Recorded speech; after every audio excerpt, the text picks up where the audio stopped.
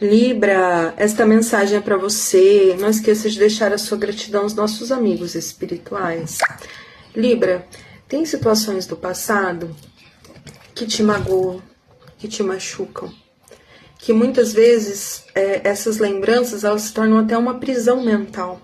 Mas às vezes, Libra, a gente precisa dar um de louco mesmo, literalmente, seja louco. Pega do teu passado, disso que te traumatizou, disso que te machucou, só o que você aprendeu, só o que te fez mais forte e siga adiante. Você tem tudo para ser brilhante, para ser feliz, para conquistar e fazer aquilo que você quiser, mas você está carregando muitos pesos, pesos que já não lhe servem mais. E ó, bem aqui, se você olhar nessa carta, tem uma casa adiante, então tem alegrias, tem promessas de felicidade que você só vai conseguir obter se você deixar o passado no lugar dele.